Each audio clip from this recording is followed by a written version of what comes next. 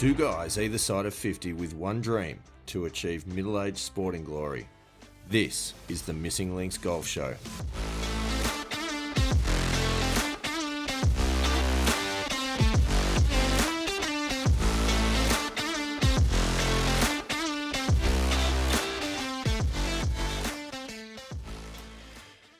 Andy Walker, we're back for episode 45. So, Pilgrims, welcome back. It's the Missing Links Golf Show. And tonight, we're going to put the golf in the Missing Links Golf Show. It's exciting. Well, we have got a little bit of golf to talk about. Of course, I have had my first round in quite a while. I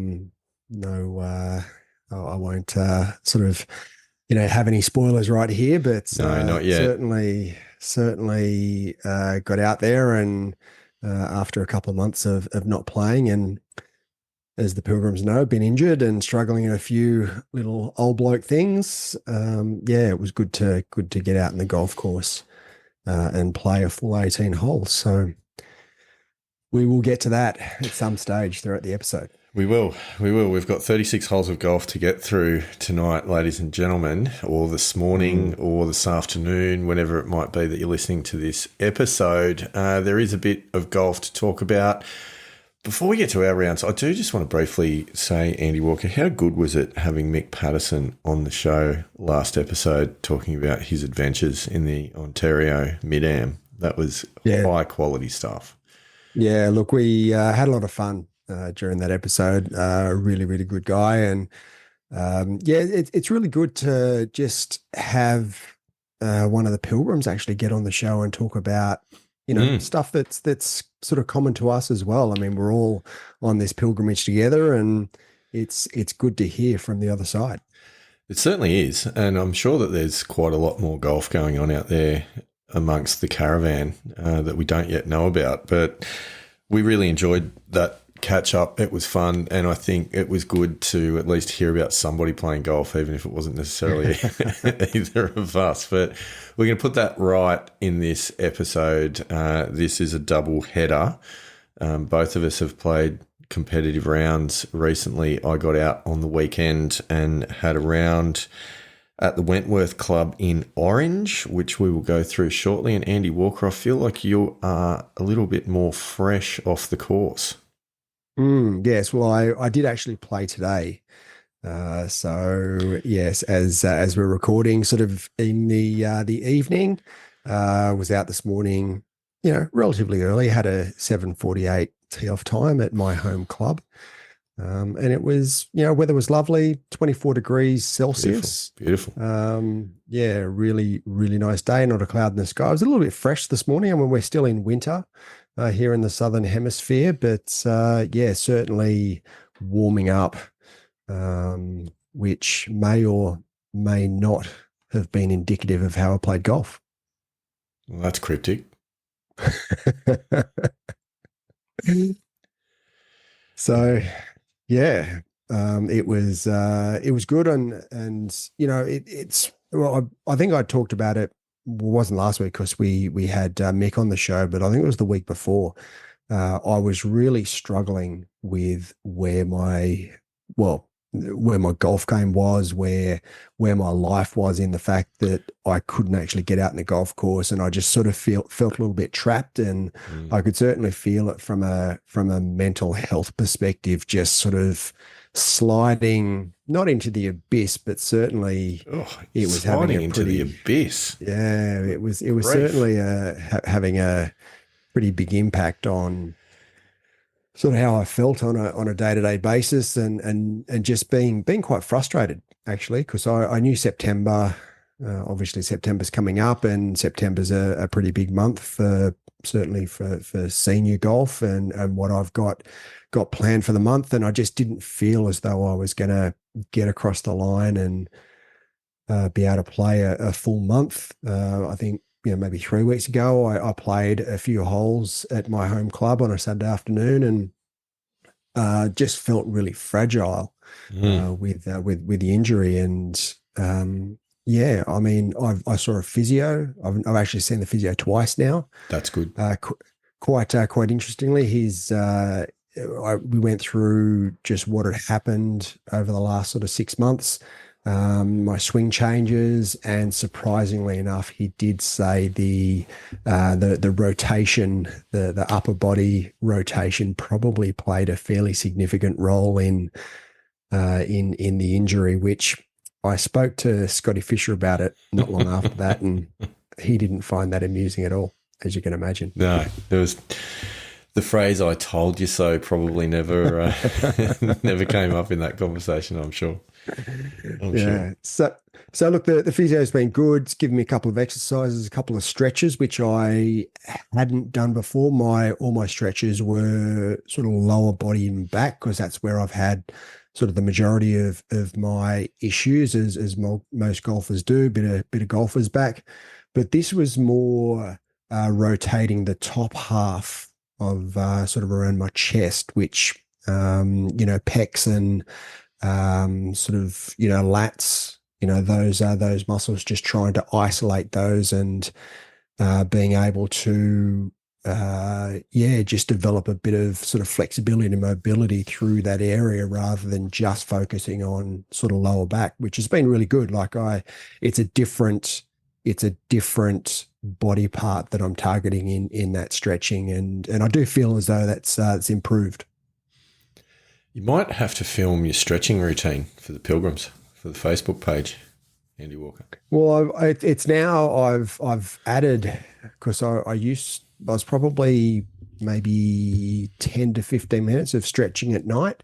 There was probably maybe 8 exercises that I was doing, and the physio's added another couple on top of that, which as I said, sort of targets that sort of upper body as well. So it's been pretty good. The other thing that he's got me doing is with resistance bands, and again, sort of targeting a similar area.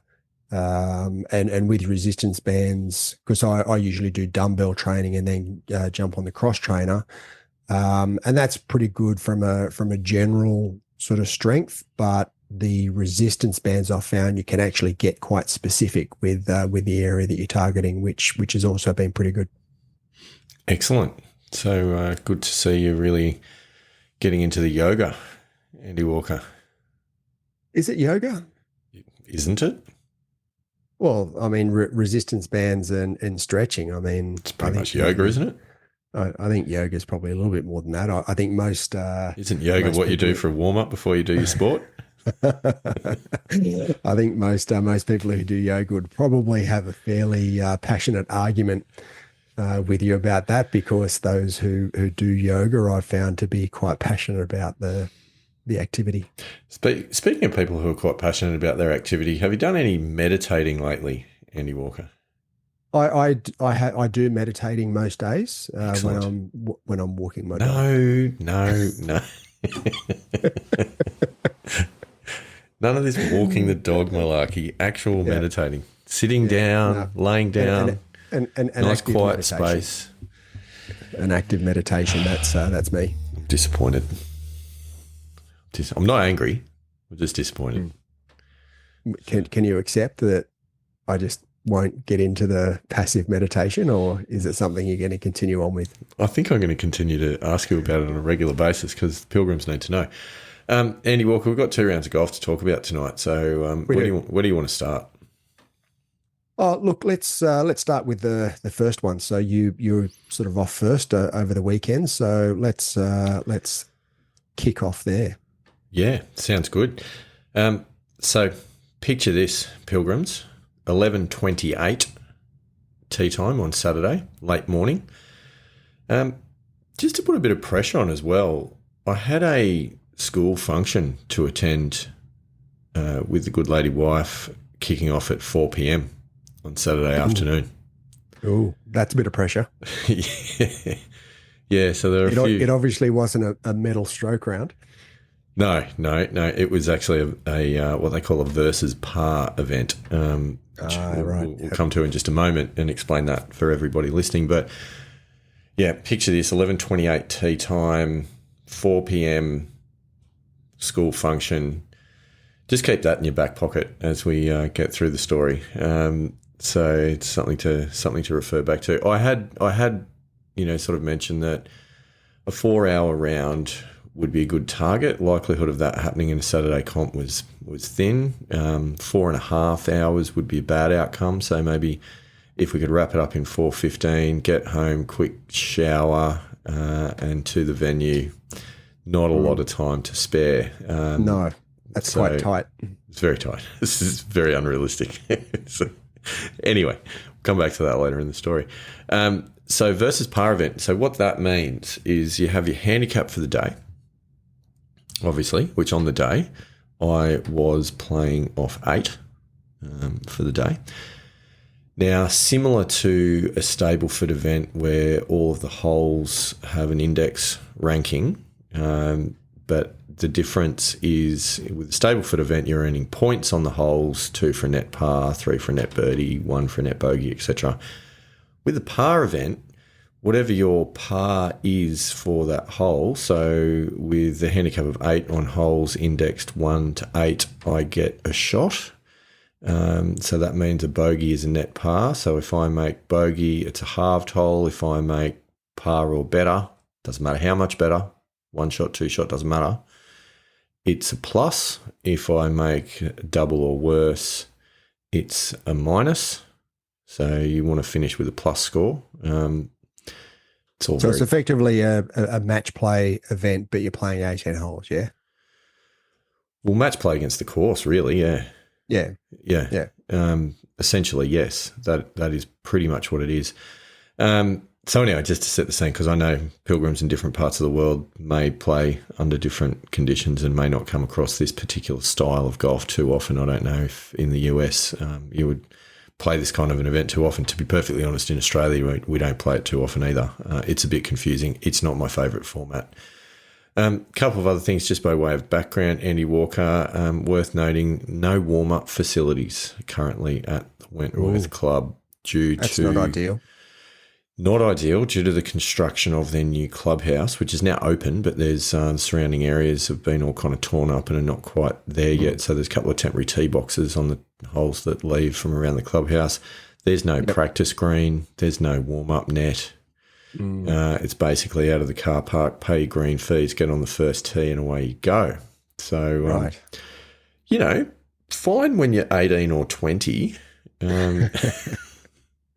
But when you're, still a young bloke and under 50, you should be fine. You'd think so. So anyway, that's the background. Probably also worth mentioning it was not raining when we played. We were lucky. We had the only break in the weather probably for about 7 days either side of it. So It was wet underfoot. Just racking up the excuses before I get into the round. I was going to say, it sounds like that you didn't play that well and, you're just wanting to find a few little excuses there. Just setting the scene because I did not do a pre-round recording, so I have to give you that information now. So anyway, we turn up, first hole. First hole's a short par 4. It's not the hardest hole going around, short par 4, so I don't get a shot, so I have to make par. Okay. Step up. Absolutely crunch a drive, which with no warm-up I was quite happy about. Andy Walker, according to ShotScope, it went 259 metres. Nice. So it's about 285 yards. It was about probably 30 metres short of the green because it's relatively short par 4. So I was feeling pretty good about life. I was thinking all sorts of birdie-related thoughts at this point. Got out my sand wedge and, thinned it through the back of the green, which was nice. Just not a long way through, been into the back fringe, not the back fridge, the back fringe. Hit a pretty good putt, but I had no idea about the pace of the greens because there was no practice green. And my putt got to the hole, just shaved the edge, and went about 15 feet past the hole down the hill. So unfortunately, I missed the comebacker and dropped a shot. It's disappointing. Disappointing start. Give one away on the first. So we went to 2. I do get a shot on 2.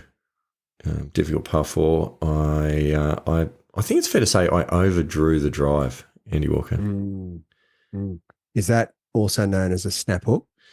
I wouldn't call it a snap hook. I'd say, and being left-handed, it started right and went a little further right and was deep in the trees, like deep in the trees. And they're those big pine trees that a bit like at Duntree, similar kind of tree that comes all the way down to the ground. Yep. So the bump and run under the trees is not really an option. So I tried to hit a sand wedge over the trees back to the fairway. Didn't quite manage it, so I got blocked out for my third, but managed to punch a 6-iron about a bit over 100 metres up on elevated green, onto the green, stayed on the green, 2-putt bogey and half the hole. So that was good. So I'm 1 down after 2. Third hole, no shot, par 3, 7-iron, missed to the left, chipped on 2 putts, another dropped shot. So I'm 2 down. Fourth hole, long par 4, do get a shot. So that was good. Hit an excellent drive, and then hit a hybrid just short left of the green because it was quite a long way and quite uphill. So hit a hybrid just short left of the green. Hit an awful chip and missed the putt and missed the return, so I dropped a shot. Oops. That's disappointing. Fifth hole, par 3, don't get a shot, pulled an 8-iron, poor chip, missed the putt, dropped a shot. Sixth hole, another short par 3, pulled a 9-iron. Not just pulled it out of the bag, but actually pulled it off the tee. Dead behind a tree, couldn't get up and down, so dropped another shot. Tough round going so far. On the train again.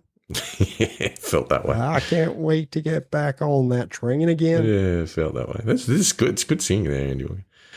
What are we up to? The 7th hole, 390 metre par 4. I do get a shot on the 7th. I hit an excellent drive, just over 250 metres. Hit a 9-iron to the front fringe.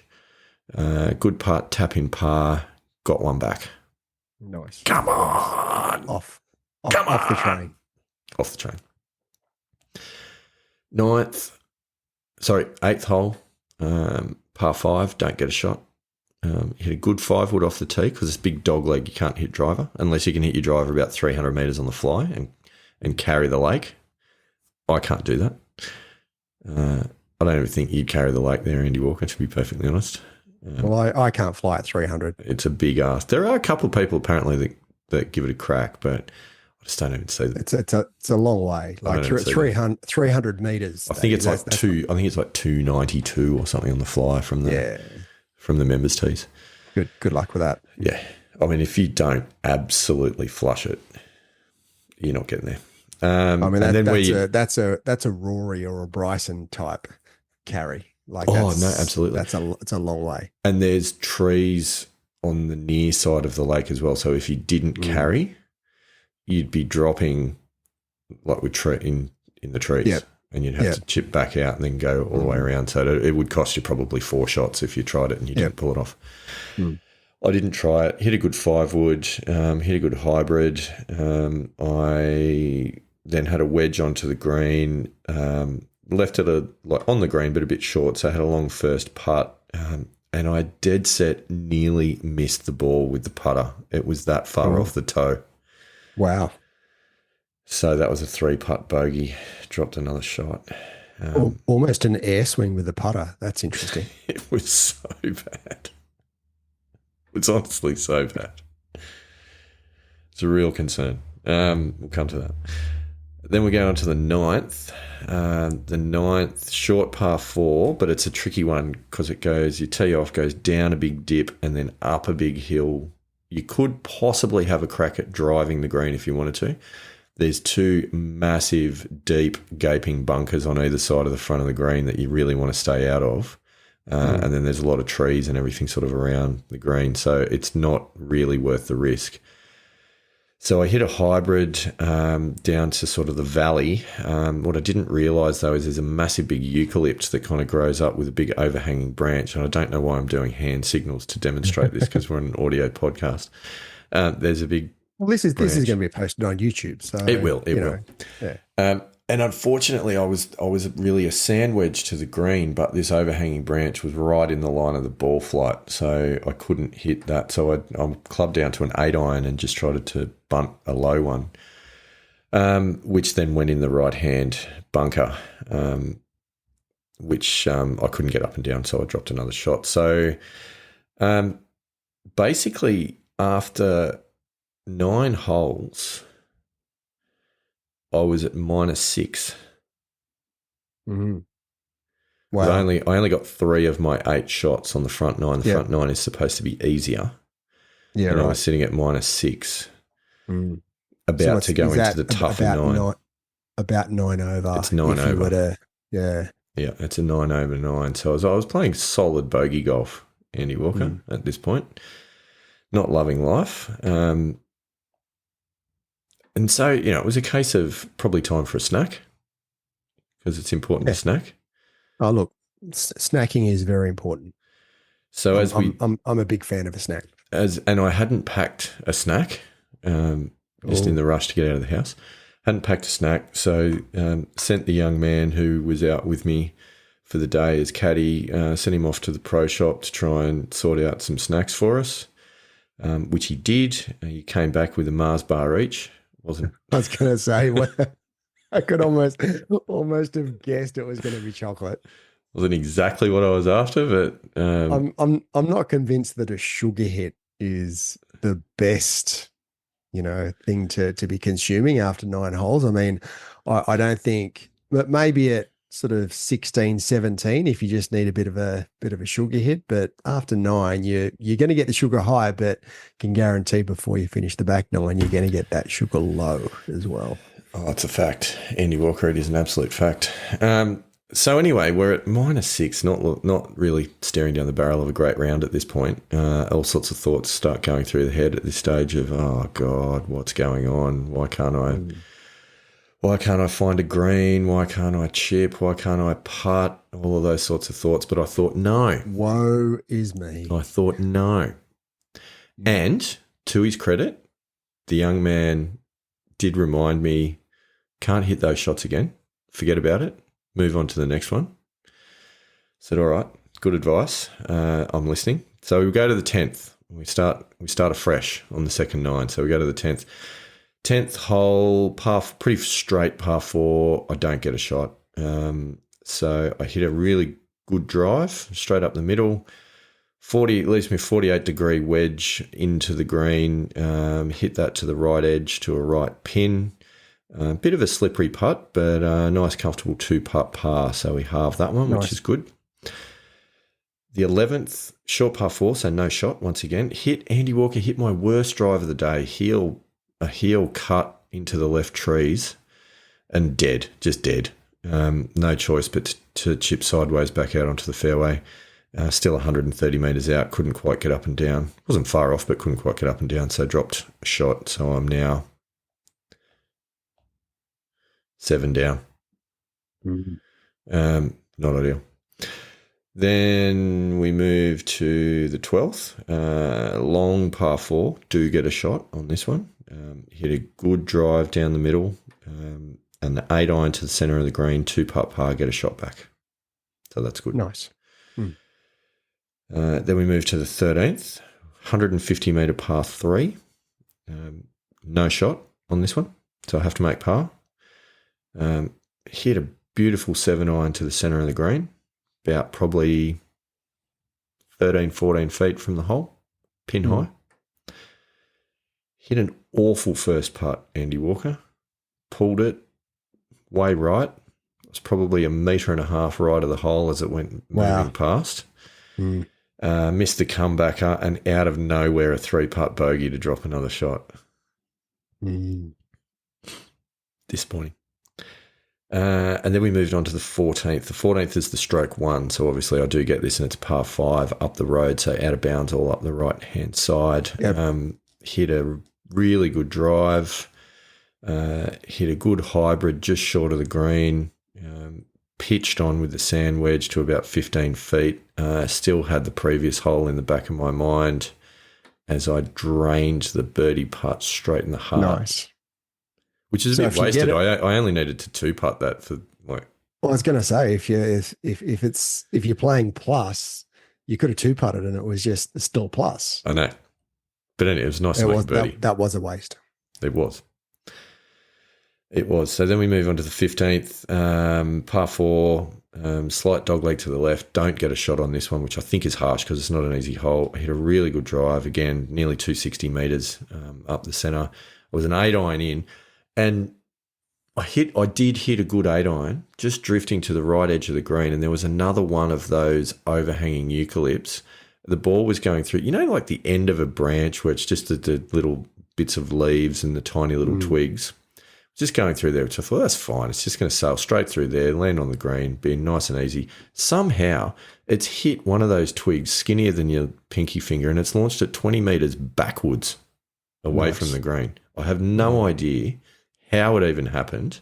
I felt robbed, could not get up and down, unfortunately, and therefore dropped another shot. So I had this plus minus thing going on the back nine, which was disappointing. But anyway, regrouped. I thought, look, if I par in from here, it's going to be a pretty good second nine at least. So 16th is difficult hole. It's a long par 4, straight up the hill, slight dogleg left. So therefore not straight up the hill, slight dogleg left up the hill.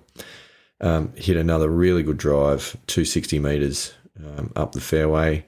Hit an 8-iron approach, would have been my best of the day, to around about probably, I reckon, 12 feet. Pin at the back of the green. Got it all the way back there, which was good. And I do get a shot on this hole, so I didn't need to make the birdie putt, which I didn't. So I tapped in for par and still got the shot. So that was good.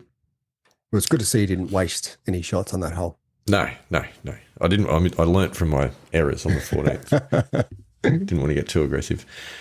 So then we 2 holes to go, move to the 17th, and this is a 190 metre par 3 down the hill. So what's that? It's about 210 yards roughly. So I hit my 4 hybrid, which had been going well all day, but on this occasion it decided to squirt left into the trees. And I'm talking deep into the trees, Andy Walker. We're about 30 metres left of the green. It was a big miss. What made it better is that the pin was on the left as well, so it was nicely short-sided. Nice. It was an elevated pin. But what was in my favour is I was in a little bit of a semi-clearing, so I didn't have any of the big stuff around me, but there was a tree that was like a smallish tree, but a tree all the same, that was right in front of the pin, and it was about probably 5 or 10 metres short of the green. So I either had to run one along the ground under that, up the hill onto the green, short-sided, like through the rough, up the hill. But I thought, you know what? Let's just really open up the sand wedge and try and Phil Mickelson this bad boy. Which I did, to about 4 feet. Nice. And I reckon if I had another 99 goes at that shot, I could not do it again. It was a cracker. It was shot of the day. So you were playing the percentages. I didn't really have a choice at that point because I didn't get I did get a shot on the hole. So I had to par it to get a shot back. So, like, why not? 4.5 feet. What do you reckon, Andy Walker? Given what you've heard so far. Did you miss it? What do you think?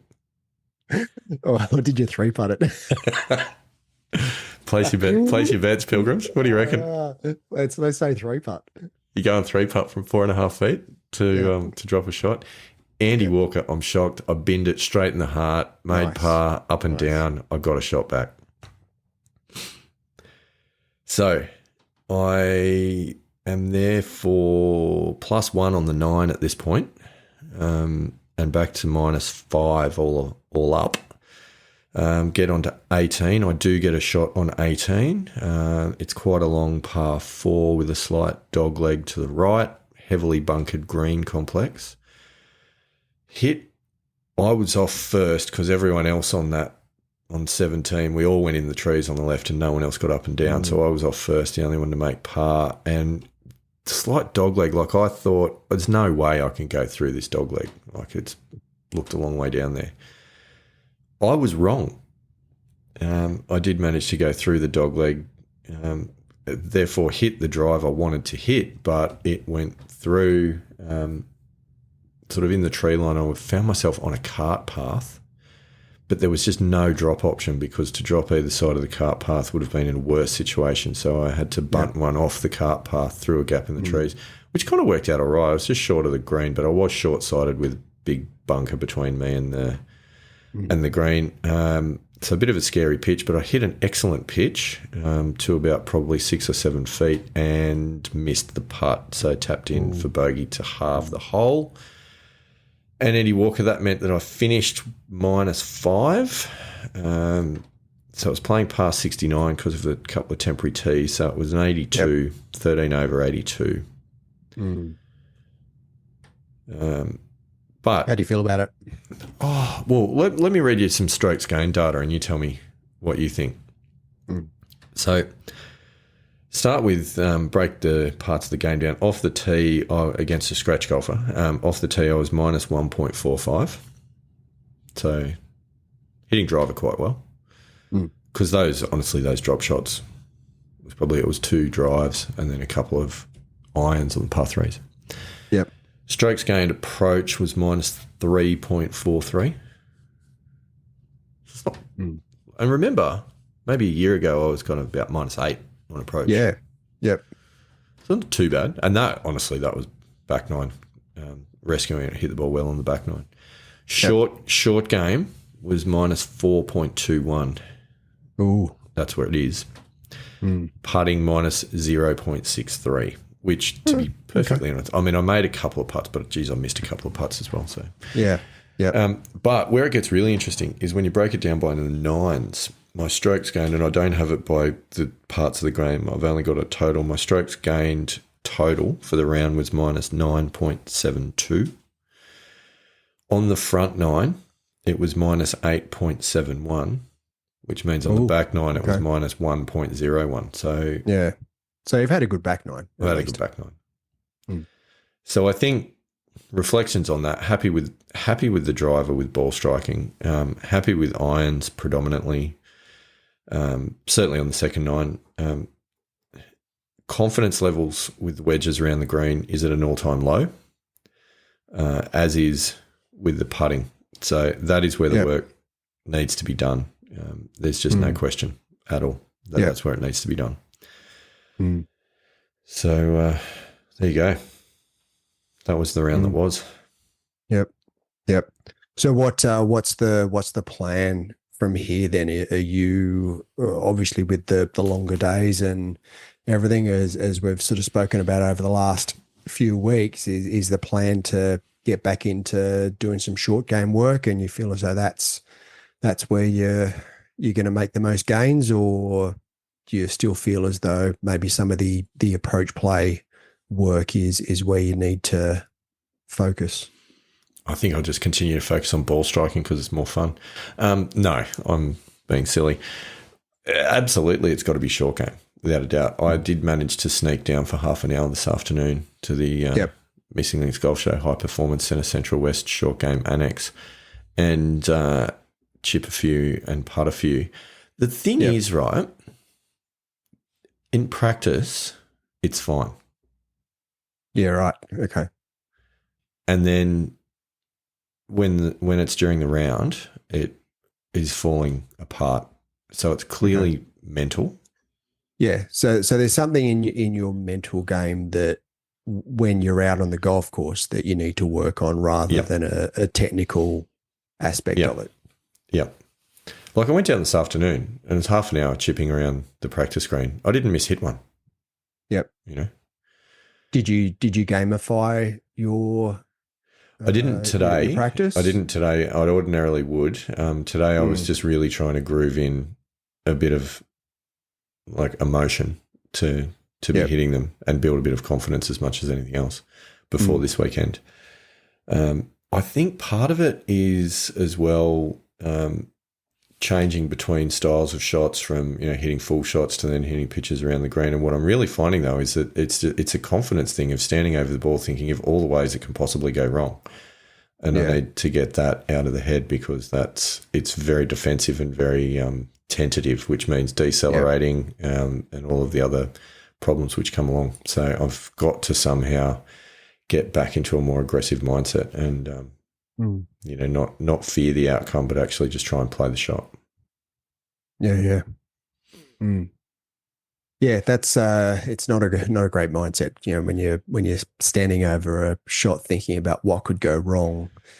You can't. You need to be focused on your landing spot and what you're wanting to do with the shot rather than focusing on what could potentially go wrong. So that's you need to really work on that. Yep. I think that's where it is. And to be honest with you, I think putting's much the same. I have had some improvements in putting. You're pretty good with putting. I mean, if you what were you minus 0.6? Did you say against? Yeah. Yeah, I mean that in itself. I mean that's one of the, if not the strongest part of your game. So, if you could replicate that across the other three areas, then it's bizarre though, because it didn't feel like that. But I don't know. Maybe the expectations are a little bit out of kilter as well.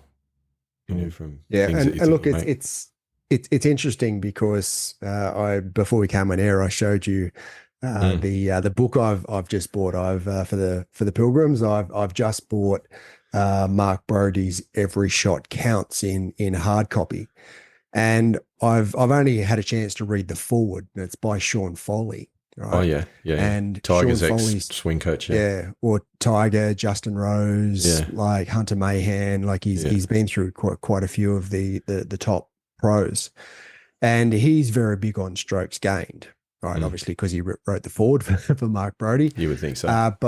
But he says that like he gives the example of Justin Rose in that Justin Rose felt as though his wedge play was quite poor, right? Yeah. And he having a conversation with Sean Foley one day going, I really need to work on my wedge play because my wedge play is really, really poor.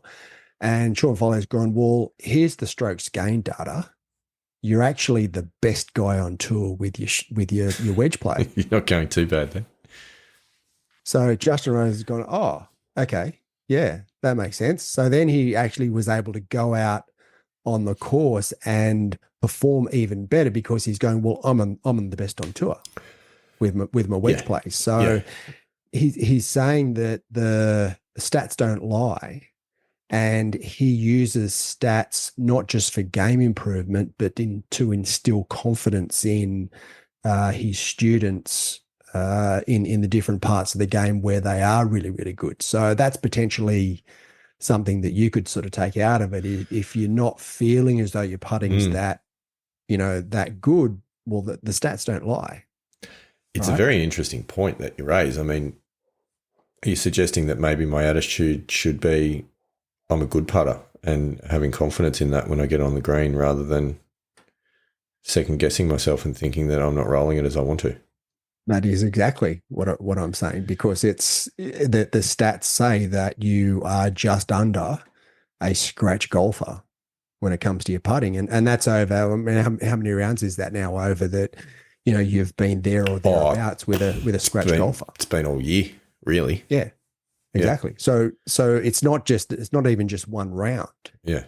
Right. It is 2024's golf. You have been there or thereabouts around a scratch golf with your putting. So why wouldn't you then take that out of the stats and go, well, actually, I'm gonna reframe how I feel about my putting and what I'm thinking when I'm putting. Ever thought of getting into coaching, Andy Walker?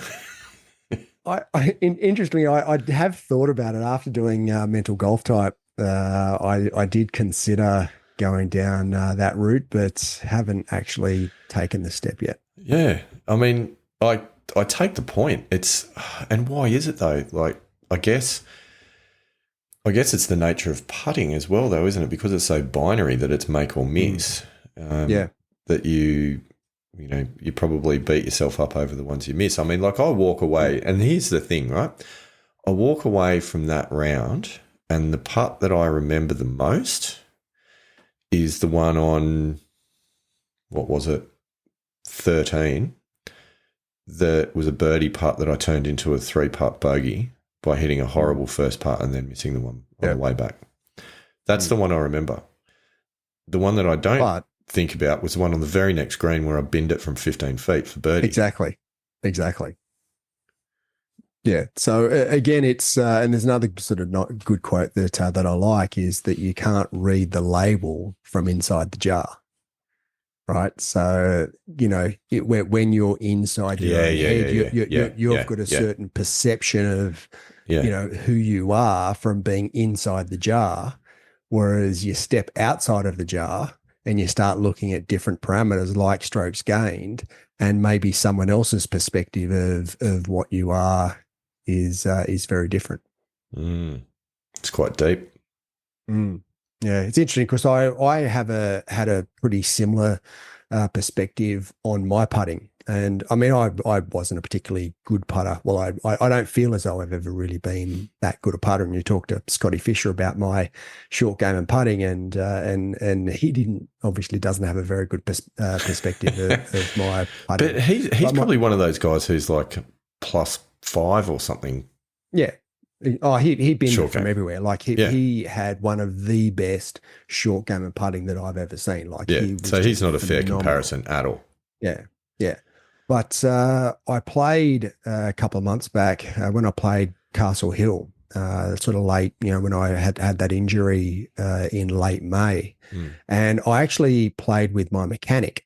Right. And that's the reason why I sort of get to go down and play Castle Hill Country Club is because my mechanic's a member there. So I take my car down to Sydney and he fixes, well, he's got his employee that fixes my car and we go and play golf. Right. That's so good. But he said to me after the round, he said, "Oh, you're pretty good from 6 foot in. Like you barely missed them."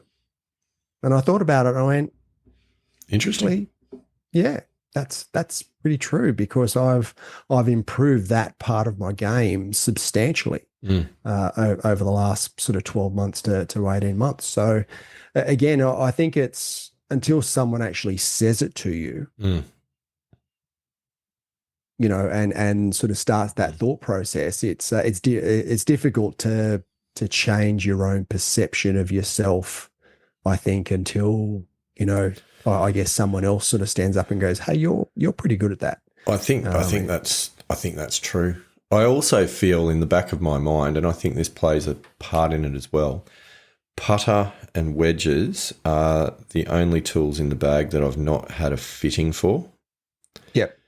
And because I've now seen what a difference it makes with all of the other clubs in the bag, I think in the back of my mind, I'm kind of going, oh, maybe I've got the wrong gear for this part of my game, and that's sort of a confidence thing as well. Like I have got no idea if I should be playing a face balanced or toe hang putter, for example, because I don't really know does my stroke naturally want a bit of a curve or a bit of an arc, or does it want to be straight back and straight through? I don't know. So I feel like I need to answer that question. So at least I'll know what type of putter I should be using. To be honest, wedges is probably less of a thing for an actual fitting, more so just making sure that you got the gaps right and playing the right bounce. I don't know, Jason Butt may disagree. And I disagree with that as well. I think for you, a wedge fitting is much more important than what a putter fitting is, because the way I look at it is if it's not broke, don't fix it, right? And you're almost a scratch marker with your putting, whereas you've still got work to do with your short game. So, and I've seen your wedges, right? And they aren't particularly new. No, they're not. So I think your first stop should be a wedge fitting. Yeah, to be honest, that's the highest thing on my priority list at the moment. Yeah. So that's where I'll be going next. And potentially confidence thing. It could be a bounce thing. Could be that you've just got the wrong bounce on your wedges. And if you go through, my thing's always been to have a slightly higher bounce rather than a lower bounce. But certainly if you've got a low bounce, if you've got low bounce wedges, they are more difficult, I find, to hit. And I think most people are the same, unless you're playing off like rock hard fairways, No, which you you're know going to I'm not. find, You know I'm not. yeah, which When means I that higher bounce wedges are going to be better suited for you. So if you, and I don't know what the bounce on your wedges are, but certainly if they're not high bounce wedges or higher bounce wedges, talking sort of 8 to 10 degrees of bounce, then I think that could be a really big step forward for no, your I think my sand wedge is 10 and my gap wedge is 8. I think confidence. from memory. When I get it wrong though, I dig the leading edge in. That's what happens generally. Yeah, and that's a thing with a low bounce club. That's what you'll do. So yeah, I certainly think that, you know, it's something that you need to pursue and go down that line of having a wedge fitting, and just to see if there's something better out there, which I'm sure there is. Yeah, well, I mean, there's 4 shots around just in that. Yeah. So anyway, very good. That's enough about me. I feel like we need to move on to your exploits from today, Andy Walker. Yes. Yes. Well, I'm pleased to say that obviously I did make it all the way around. Come on. That's exciting. Do we need the I'm emotional also- music at this point? Just to, we do. yeah. We do. I'm also pleased to say that I didn't re-injure my sternum or ribs Even throughout the better. round. Yeah. So I must admit to still not being 100% confident in sort of the where the injury's at. I think that it's something I'm going to have to be really careful of. I think it's something that I'm going to have to manage over the next probably 6 months, 12 months, to make sure that I don't re-injure it. So this is still seeing the physio, you know, doing the additional stretches, doing the resistance bands, because it does still feel, probably fragile is the right word for how it feels. So it does feel as though, even though I didn't re-injure it today, there is definitely a possibility that it could sort of come up pretty quickly. So I'm very aware of that. So there are positives there. The good thing is that I'm playing again. I got my 18 holes in, and I'm injury free at this point in time. So that's a positive. So next week, I've got the Glenmore Seniors on Monday, and I'll be travelling down with David McClelland again to that's play exciting. in the Glenmore Seniors. So That is exciting. September is off and running. So Well, the very exciting. best news, to be honest, is that you've now registered a round in August, so you've avoided the Correct. the minus one. minus one this month, which is good. Correct.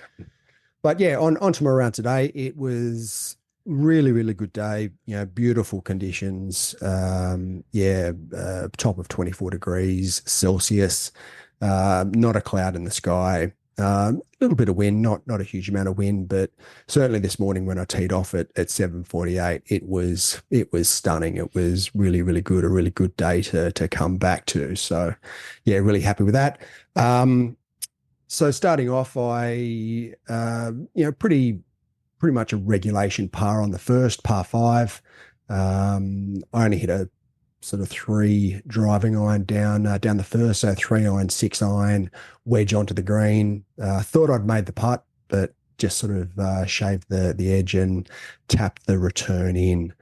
On the second, again, hit a pretty good 9 iron. It's probably about sort of 20, 25 feet from the flag. Couple of putts, good par start. Nice. On the third, again, hit my 3 driving iron, hooked a little bit into, or overdrew it, I should say, Overdrew it. Yep. Overdrew it. Yep. And because we don't hook anything in the missing links. We don't. We don't. Yeah. Had this shot. I was blocked out by the trees, and I had this shot where I had to, I'm talking about an overdraw, I had to overdraw it back around the trees to the green, but all the way down the right-hand side of the fairway is water. So I'm aiming out over the water and overdrawing it back into the green. And I hit it exactly the way I wanted to hit it. That is straight a into scary shot. straight into the middle of the green. Playing partners, they applauded. They thought it was a fantastic shot, which is always good to get some acknowledgement from your playing partners. And then subsequently three putted. Oh. That is the worst. Yeah. Oh. Yeah. So I was basking in my glory of this magnificent overdrawn 6-iron out over water back into the middle of the green. And then three. It's so annoying, and I know exactly how you feel. Like, and that's how I felt on the 13th when I've hit like a really nice 7-iron, laser straight, pin high, centre of the green, exactly where I wanted to hit it, because I wasn't going to go chasing the pin, tucked on the right. And then you're like, just chunder all over the putt. It's so annoying. It is. It is. Well, one of the, if not the most annoying thing on a golf course. But anyway, look, acceptance. We're practicing acceptance. I know, but you'd rather miss the green with that approach and then scrambling up and down and, kind of walk away from there. But hit a great shot and follow it up with a 3-putt. It's not okay. Joy to the world. It's not okay. Anyway, so on to the fourth, par 3. Hit an okay shot, probably to about sort of 30, 35 feet, 2-putted, regulation par.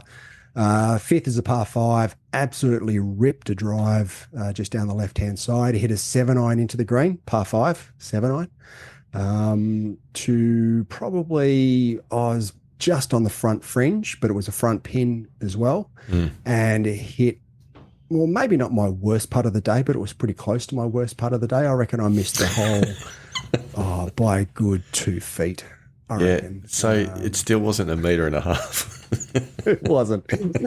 I must admit, I did not miss the hole by 1.5 meters on any putt today. So. I don't reckon I've ever done that before either. That was so bad. Yeah. But I still made the birdie putt, so I was back back to square. Yeah. So just on that, right? You're coming back from injury. What are we now? 5 holes in? 5 holes in, yeah. And you're comfortable having a good rip at driver. You're going to be feeling pretty good then. Yeah, look, I mean, it was the 5th hole, so, warmed up. I'm warmed up. I did, a few weeks ago when I played 5 holes.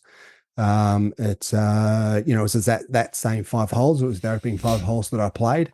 And I was feeling my sternum all through that first 5 holes. And I didn't really feel too much for that, in relation to the sternum for the first 5 holes. So I was feeling pretty reasonably confident that it was gonna hold up. But the only thing that I had in the back of my mind was that in late June, I also was feeling pretty good, sort of through the first 14 holes, and then on 15 it started to hurt. So I did have that in the back of my mind, but at this stage I was feeling pretty good.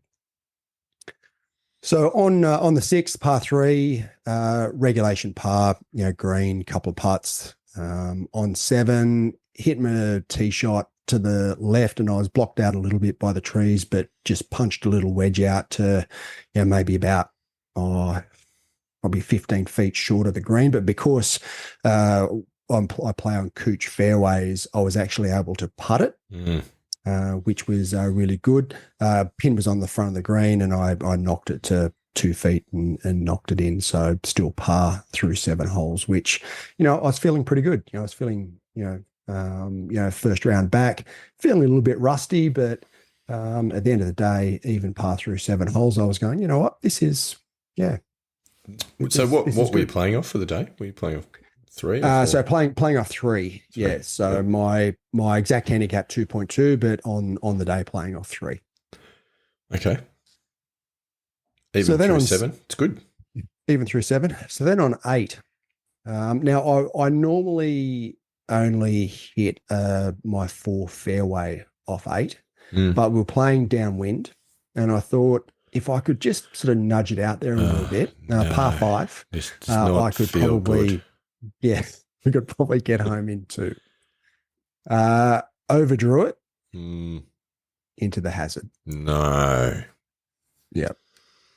No, Andy Walker. So took a drop, punched a 6-iron down to about 65 meters to the flag.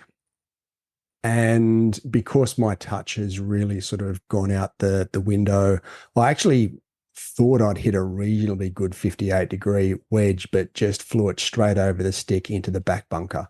Mm. Now, on the eighth hole at my home club, there is a water hazard that basically runs straight across the front of the green. It's actually it's quite a tough green because there's really no margin for error, and it's quite a shallow green as well. So I was sort of thinking, okay, we'll land it about pin high, and if you've got a 10, 15 feet sort of putt coming back down the hill, that's fine. So the thing, I just didn't want to be short, and I thought, okay, we'll just give yourself a chance to get up and down for par, right?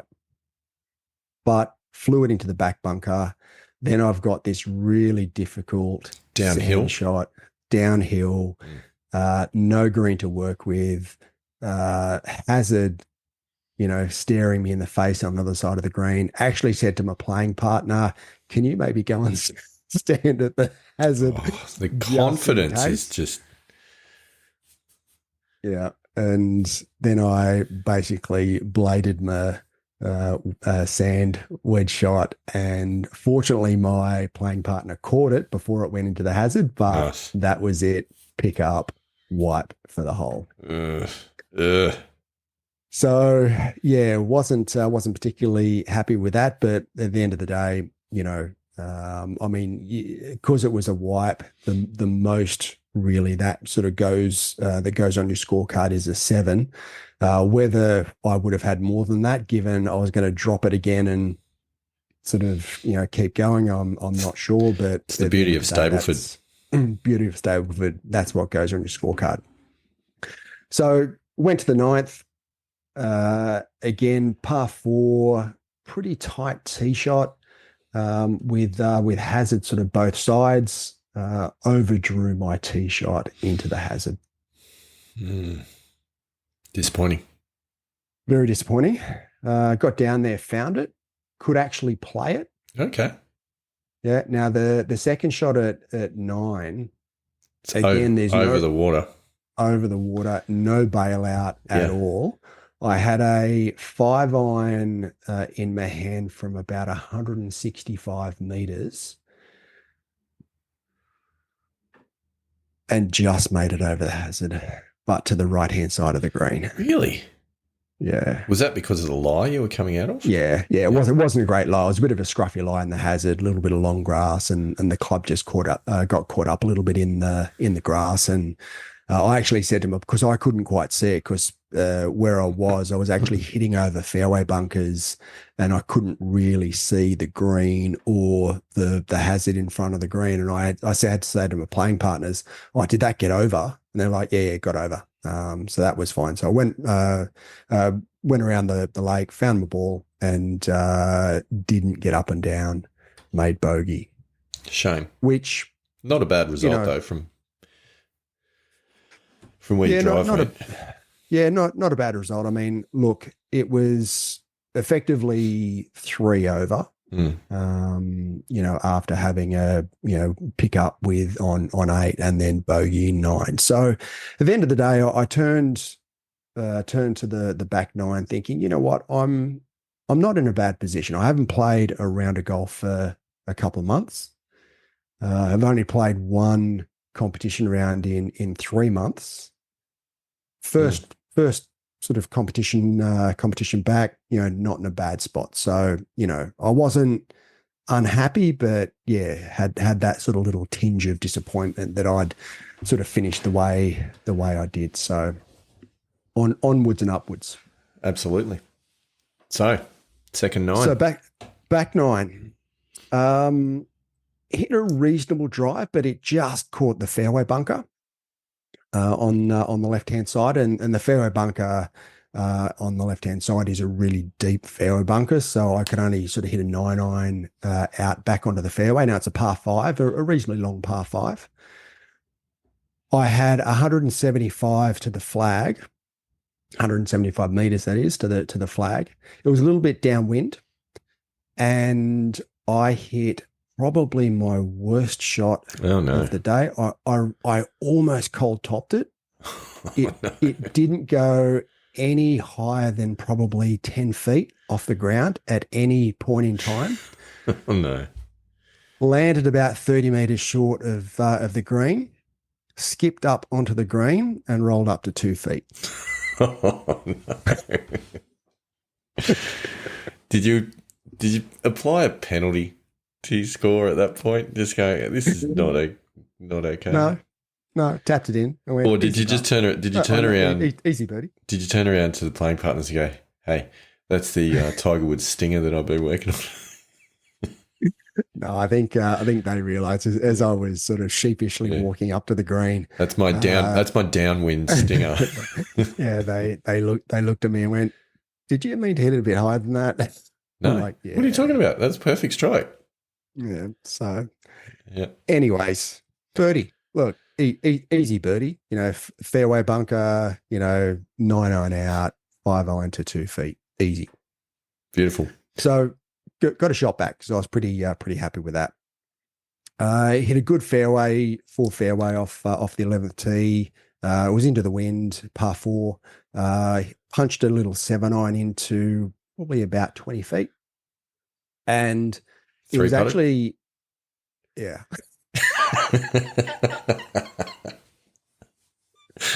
Oh, so good. You missed my lead up. Sorry. So it was actually the same putt as what I'd had in last round of golf in June, which I four putted. So, so I'm getting better, and it's downhill, down grain. And I said to myself as I was standing over the putt, I said, "Okay, Just cozy it down for a nice safe three putt. it's downhill, down grain. All Yeah. right, so make sure that you just lag it down, good pace, you know, somewhere around the flag." And I have just absolutely ripped it about 15 feet past the hole. And I just stood there and just went, you know, WTF, like, what are you thinking, dude? So it's Sorry, just, I've lost it. It's so good. it's just one of those moments. Yeah, it's a golf moment where, you know what you have to do. Yep. You've had the experience in that exact shot before. Yeah. So How hard is it? like, It's a how putt. hard is it? It's just the execution that you know what you have to do, Yeah. and you just don't do it. You have a brain fade. Like, and I don't understand it. It's the mystery of the game. Like, I stood there. It rolled 15 feet. I just stood there and went, like, What are you doing? Yeah. I know. Anyway, We've all been there. like, it's, and I know, like, I'm a bit rusty at the moment because I haven't played for a couple of months and all the rest, but like, I still don't expect to do that. No. Well, you shouldn't expect to do that. If you do expect to do that, then there are other problems. Yeah. So, and it might just be one of those sort of, rust things that'll sort of, because I did sort of get those things out of my game when I was playing well throughout sort of April and May.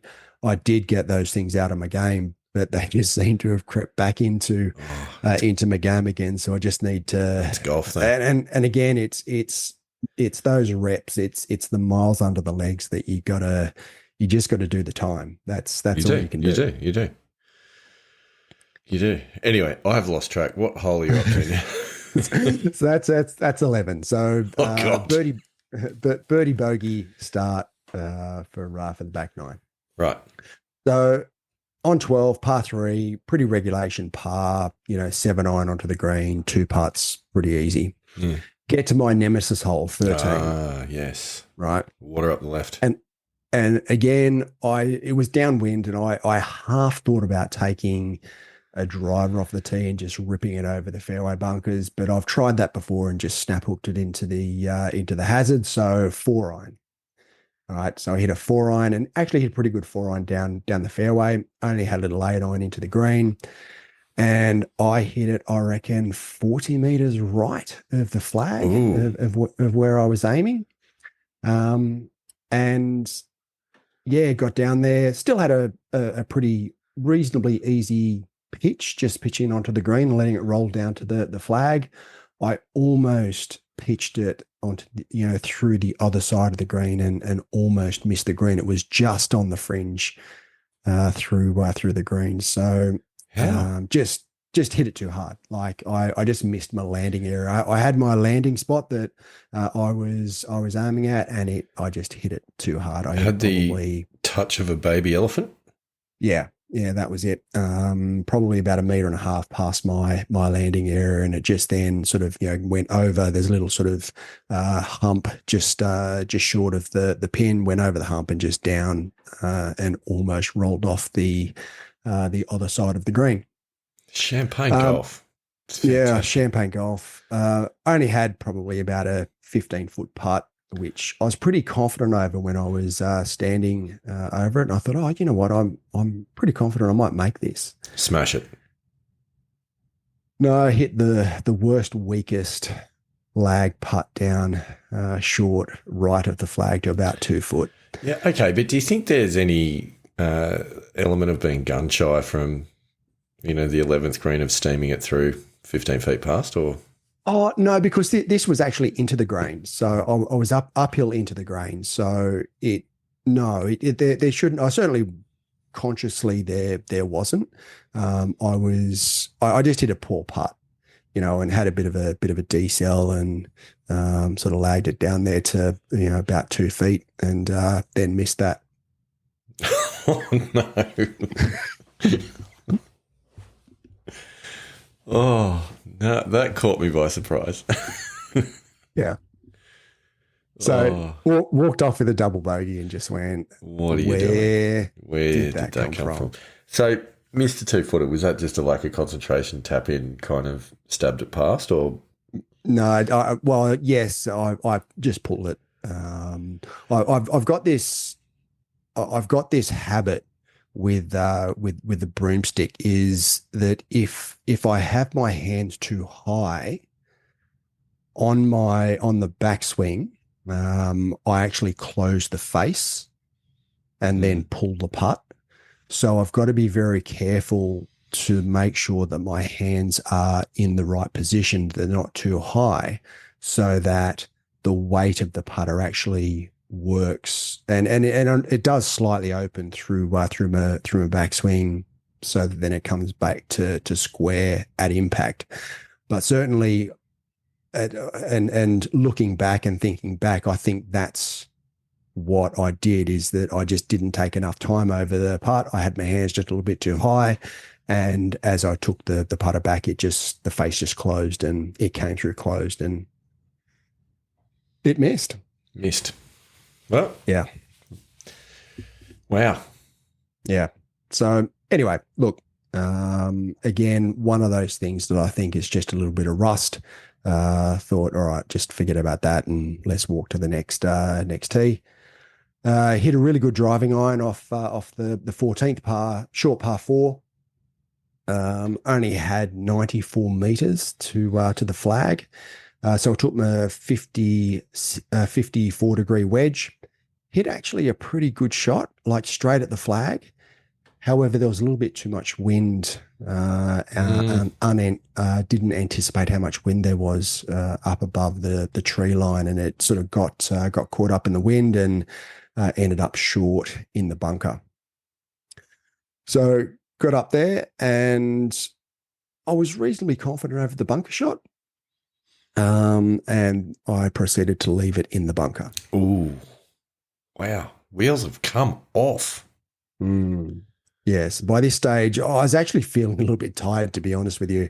Just the roller coaster of going through, being even par after 7, having a wipe on 8, bogeying 9, birdie on 10, 3 putting 11, the short miss putt on the previous hole, I was actually getting a little bit mentally fatigued. Even though I was trying to stay focused, I was trying to stay in the moment, but it just was starting to. I could just feel it. You know, you can just start to feel the mental demons creeping in. It's potentially the lack of meditation. Yeah, potentially. It could be the lack of golf as well. Maybe. Potato. So anyway, I second bunker shot. I actually had a really good bunker shot to about 2 feet and hold the putt for bogey. Yeah, so it's just like you got out and two putted. So effectively, yeah. So here's a question: does that count as a sand save?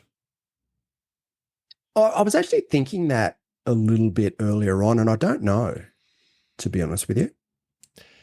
I don't know how they view it in the stats because it's not really. I feel like it can't, even though it kind of is. Yeah, it's a bit like hole in one with your second ball. Yeah, it's par. Yep. Yeah, I agree.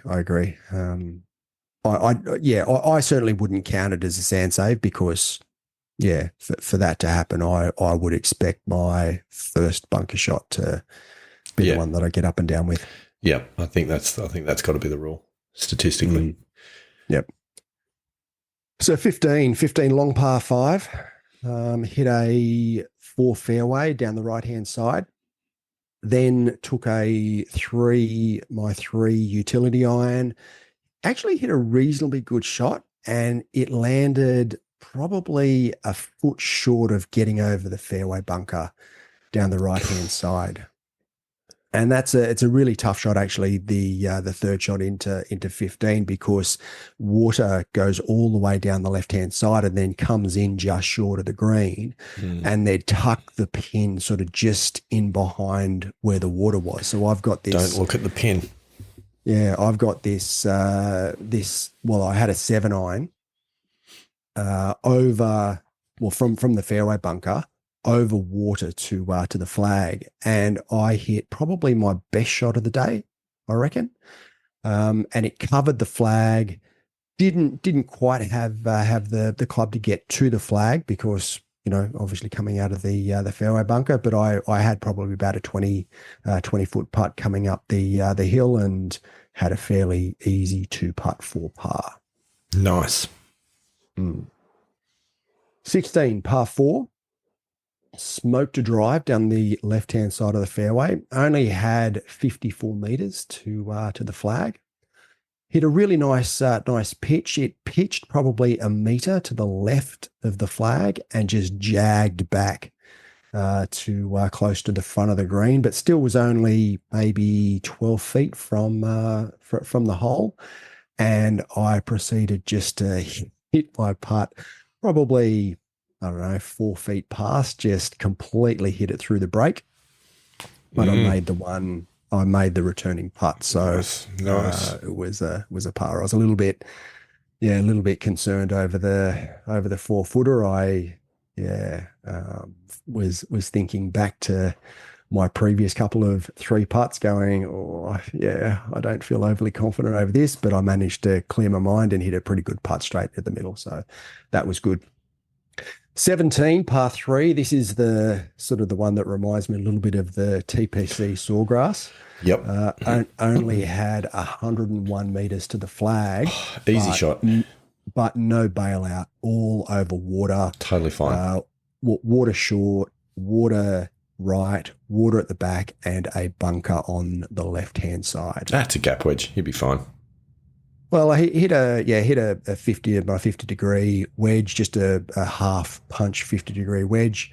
Landed probably halfway between the flag and the water on the right. Sucked a little bit down to the water, but ended up on the fringe. And again, just knocked my putt about 4 feet past. I just didn't have the right speed at all, and throughout the day, I just don't feel as though I had the right speed through on the greens, and I missed the returning. Oh no! So another 3-putt. Good grief! So after sort of, telling the story that my mechanic thinks I'm a really good putter, Apparently, you were. little bit rusty today. Mm. Anyway, so we came to the last, and again, last par four around the water hazard, all the way down the left hand side to the green. Fairly strong par four. It's actually the hardest hole on the golf course. So I bailed out massively to the right hand side to a point where I had to pitch backwards back onto the fairway. Okay. Yeah. So I'm sort of thinking, okay, I finished the front nine, double bogey. I don't want to be finishing the back nine, bogey, Bogey, double double. bogey. And here I was 205 meters out from the flag, needing to sort of get down in three to avoid the double bogey. Proceeded to pull my three utility iron out and absolutely smoked my three utility iron onto the right-hand side of the green. Oh, that's good, because I thought you were going to say you proceeded to pull your 3 utility iron into the Muzzy. No. And it was probably one of my better shots of the day. I was still probably 35 feet from the flag, so still a fairly lengthy putt. It's no gimme. And again, I reckon I missed the hole. It wouldn't have been by 1.5 meters, but it wouldn't have been far from it. Oh, wow. We're really painting a picture here on the Missing Links Golf Show of putting prowess. My touch on the greens left a lot to be desired. Mm. So I then had about a 7-foot putt to avoid making double bogey, and I probably hit my best putt of the day straight in the middle of the hole. Make your best shot the last on every hole. Yeah, and walked off with a bogey 5. But even still, 5 over around the back nine. So 3 over, 5 over, 8 over, par 72. It's not a bad effort. 880. It's a decent round of golf.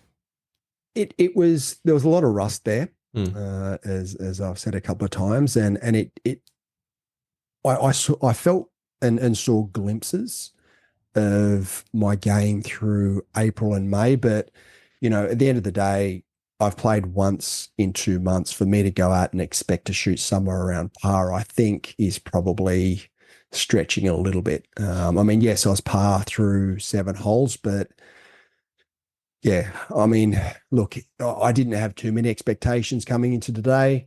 It was really just to get through the round without injury. I achieved that. So I think that at the end of the day, yeah, 8 over is not great, not really sort of what I would consider to be, well, even an average score. It's probably, quite a below average score, but I achieved what I set out to. Puts you in good stead for next week, I think. Yeah, look, and again, my September coming up, I've decided next week, because there was the Glenmore Seniors is on Monday, and then the Magenta Seniors is Friday. I'm not going to play in Magenta. I'm just gonna. I'm targeting one event per week through September. So I've got the Glenmore Seniors next Monday, the 2nd. The week after that, the Coinda Waters Senior. The week after that is the Carnarvon Seniors. That's the one that was postponed from late June. Yep. So that's really Carnarvon's that's my target. So that's when I'll hopefully would have shaken the rust out a little bit. I would have spent a bit of time in the high performance center, bit of time around the greens, get my putting back into some sort of shape. So I'm hoping that by the 16th of September that's when my game will be back in reasonably good shape. And again, Carnarvon Seniors is a qualifying for the New South Wales Senior Open, and that's going to be my last shot at it. Because then at the end of the month, I think it's the 30th of September, the Wyong Seniors are on, and I'll have a game in that as well. I mean, that's David McCullen's stomping ground, so I'll go and have a game there. That sounds good. Yeah. So Wow. lots of positives. Big one being I'm back. Well, you finished the round. I think Yeah. that's the main thing. That's Yeah. box number one ticked. Yeah. And yes, a lot of work to do. I feel like I've taken a few steps back, probably to about where I was maybe, early March. When I was still sort of shooting, I was shooting in the low 80s, and then all of a sudden it all came together, and Mm. started shooting sort of mid to low 70s, which I don't think I'm far away from it. I can still feel it. I can see the signs of it. My ball striking is still there. I've just got to shake the cobwebs off and get a couple of rounds under my belt. Look, it could just happen. Really, you just go out. No surprise that you don't feel like you've got the touch on the first game out, but it could just as easily be there in the next round. Yeah. It's not like it's a technical issue. It's just a feel thing. So there's no reason why that won't come back. Yeah, but again, I'm not expecting to do, amazing things next week. If I can shoot somewhere in the 70s next week at Glenmore, I think I'll be pretty happy. That's while it is in the back of my mind that the Glenmore Seniors is a qualifying for the New South Wales Senior Open as well. I do feel as though I need a couple more rounds under my belt to really sort of shake the cobwebs off. So, I'm going to go there without any expectations and just, see it as, getting my foot back in the door. Who knows what could happen at the end of the day, but that's my goal of just taking that next step forward of getting back into some competitive golf. But as I said, Carnarvon, middle of September, here we come. How do you feel about playing with such a high handicapper next week as Dave McClellan? He's actually he's playing the group after me, so I'm not actually playing with David McClellan next week. But yes, in very surprising news, I did look at Dave's handicap index, and I've got to give him half a shot now. It's been a very long time since I've had to give David half a shot, but I did message him and sort of remind him of that fact, and apparently he has been struggling with a back injury. So. Oh, here we go. So I've been thinking about this, and I think what might be nice is just when you turn up to the course, and no doubt you'll see him. Well, you're driving down together, aren't you?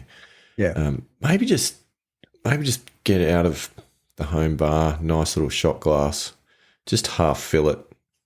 Could just be with water. We're not trying to derail him. Just half fill it. And here you go, Dave. Here's the half a shot that I've got to give you. Nice. I like it. To see how he goes with that. Yeah. I'm sure that will go over like a lead balloon. Just try and get it on film as well, or at least record it so that we can slide it into the next episode. Should I maybe slide him some Voltaren as well, just to maybe to rub on the back just to see how he goes? Yeah, potentially.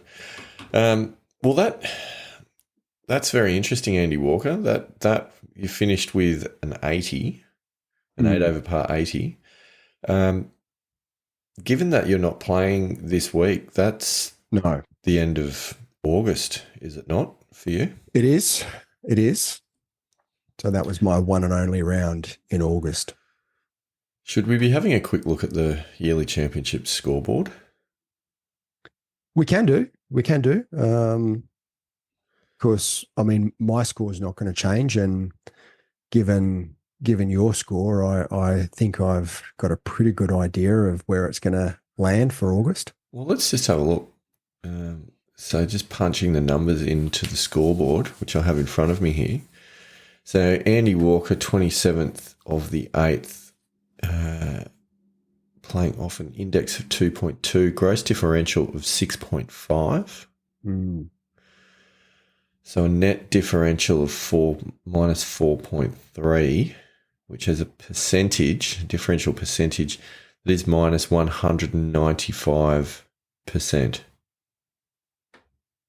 It's not ideal.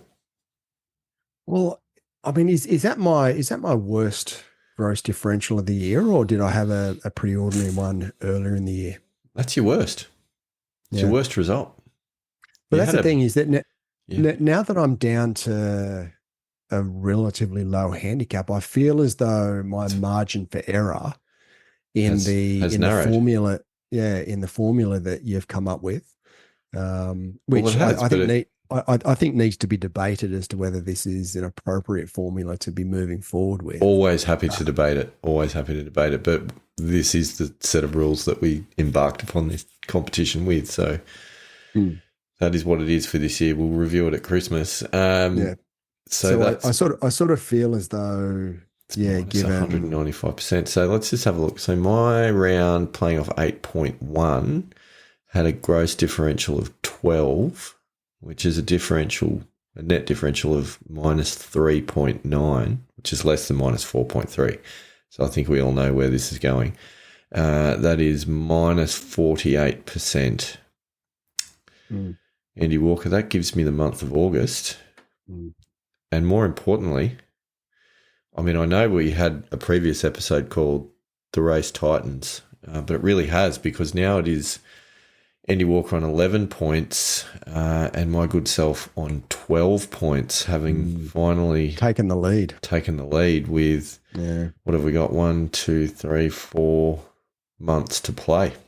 It's anyone's game. You did take an early lead in the year. Then I pegged it back through February, March, April, and May. True. So I just sort of feel as though that maybe the start of the year or the first half of the year and the second half of the year are fairly similar. What do you think? I don't know. What I do know, though, is for all of your whinging about the formulas and the scoring system, through 8 months of the year, the score is 12 plays 11.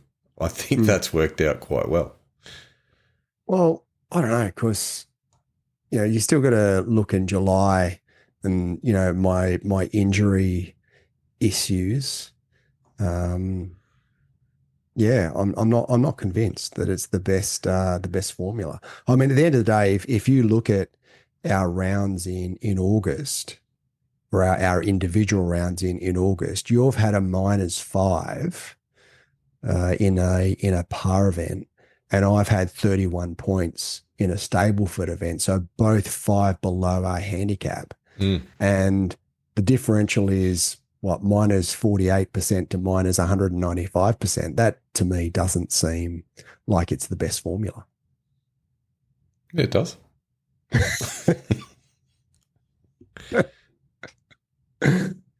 So I think there's some work to do on the formula. Oh, I like the controversy of it, I think. And unless it turns around and you start shooting under your handicap, because as soon as you do that, you got no chance. You shoot one shot under your handicap, and then all of a sudden I've got to shoot a 74 or something like that. It's volatile. It's definitely volatile. And as we found out, when I shot 2 under in April, you have very little chance of catching me with a... No, because you had a positive differential of 147%, which whilst I was playing off 8.5, that would mean that to beat you, I would have to shoot 4 under par. Yeah. So, which, we're not ruling it out of possibility, but it's fair to say that it's probably unlikely. So does that mean that you're maybe not conceding, but sort of saying that the 4 bonus points at the end of the year may be coming my way? Well, that's a very good point, because that would then put you back in the lead at 15 to 12. Yeah. That's and that was, very much in the back of my mind. Yeah.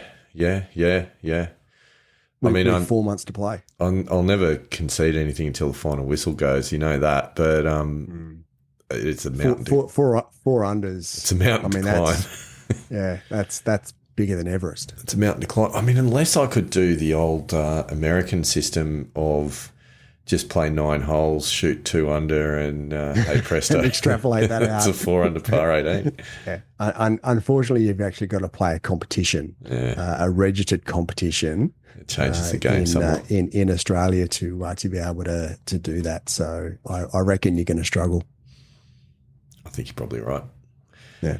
So how about then on that sheet that you've got in front of you, just whack that 4 points in for me. Can't do it yet. It won't let me. No? Won't let me enter it into that cell. Yeah, even if I wanted to. Won't let me. Sorry. Oh. There you go, Pilgrims. It's 12 plays 11 with the sword of Damocles 4 points hanging over my head. So who knows what's going to happen. But Andy Walker, we're at 1 hour and 30 minutes. Ooh. Okay. I feel like we've certainly come back with a vengeance after not having a lot of golf to talk about. We've had a regional out tonight. We've really punished the Pilgrims with some ongoing banter about these 2 rounds. But I am excited to hear about what happens next week. I think it's every chance that we will have the recording of the next episode after that round and hear all about how you went in the Glenmore Seniors. Yes. No, looking forward to that. I haven't played Glenmore before, but I jumped onto Google Earth and had a little bit of a look at it from, obviously just from a top-down perspective. They don't have any YouTube videos that I've found on the holes. Yeah, which I was quite, when I played in the Camden Seniors, they had that, and that was really helpful to be able to visualize sort of what I'd be looking at from the tee box. But yeah, Glenmore, I'm yet to find any YouTube videos. So yeah, Pilgrims, if you're on YouTube and you want to have a bit of a look for me, and or if anyone is from the Glenmore area, get out there, film the course, and send it to Andy Walker. Yeah, because I mean, when this goes to air, I would have already played in it. So even if you do look, it's probably going to be too late anyway. Thoughts? I don't know. No, because this will go. You'll have just under 24 hours by the time this goes live, because that's on the Tuesday, isn't it? No, it's Monday. Yeah, okay. You're done. You're cooked. It's all over. Got my days wrong. Anyway, Pilgrims, it's been a lot of fun. I think that's all we've got time for until next episode, which means that there can only be one thing left to do. Andy Walker, what is that thing? Rock out, Pilgrims. Thanks for listening to us today. For more content, you can find us on Facebook at The Missing Links Golf Show or on Instagram at Missing Links Golf. You can follow us on X or Twitter at TML Golf Show. You can email us directly via the Missing Links Golf Show at Gmail. You can even send us a text via the button in the show notes. We love to hear from our Pilgrims, so please get in touch, or better yet, leave us a review on your podcasting platform of choice. See you next time on the Missing Links Golf Show.